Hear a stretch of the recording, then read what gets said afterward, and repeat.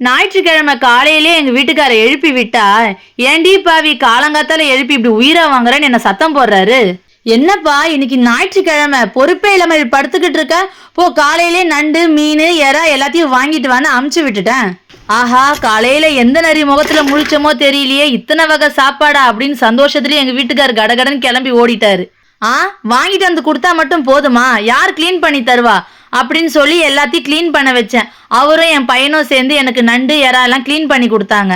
நண்டை பார்க்கும் போதே உங்களுக்கு தெரியும் நண்டு எவ்வளவு சூப்பரா இருக்குன்ட்டு. சதை நிறைய இருந்தது நண்டுல. நண்டை கட் பண்றதுக்கு முன்னாடியே நான் நண்டை 4-5 வாட்டி நல்லா தண்ணியில போட்டு அலசி எடுத்துட்டேன்.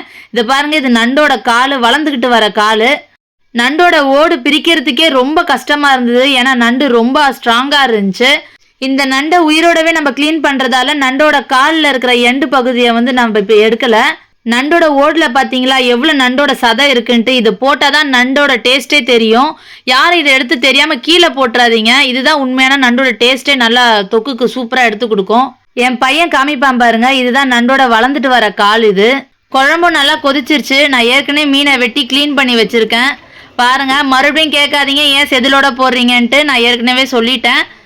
இதான் மீனோட குண்டிக்கா, அப்புறம் செனப்பகுதி அதையும் போட்டுட்டேன். நான் காலையில் கஞ்சிக்கு மீன் சுண்டை வச்சிருந்தேன். இதோட ரெசிபியை நான் உங்களுக்கு சீக்கிரமாக ஷேர் பண்ணுறேன். எங்களுக்கு ஆற்று நண்டு கடல் நண்டு ரெண்டுமே ரொம்ப பிடிக்கும்.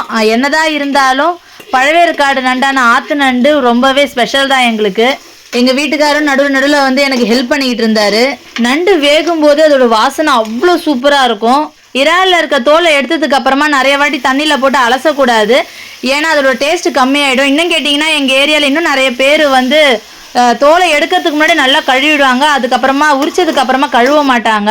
அவ்வளோதாங்க, நண்டு தொக்கு ரெடி ஆயிடுச்சு. இந்த பக்கம் இறால் தொக்கும் ரெடி ஆயிடுச்சு. பாருங்க சூப்பராக வந்துருக்கு இறால் தொக்கு. கொத்தமல்லி இல்லாமல் இந்த 2 தொக்குமே நான் செய்ய மாட்டேன், ஏன்னா கொத்தமல்லி ரொம்ப முக்கியம் இந்த தொக்குங்களுக்கு. அவ்வளவுதாங்க. வழக்கம் போல எங்க ஆள் ரொம்ப ஆசையாகவும் ஆர்வமாகவும் வாங்கிட்டு போனாரு. நான் உடனே இது உனக்கு இல்லப்பா, வந்திருக்க கெஸ்ட்டு கொண்டு போய் கொடுன்னு சொன்னோடனே பாவம் கொஞ்ச நேரம் மனுஷன் உறைஞ்சு போயிட்டாரு அப்படியே. அடா பாவீங்களா, இதுக்காகவா காலிலேருந்து வேலை பார்த்தோன்னு புலம்பிக்கிட்டே போயிட்டாரு.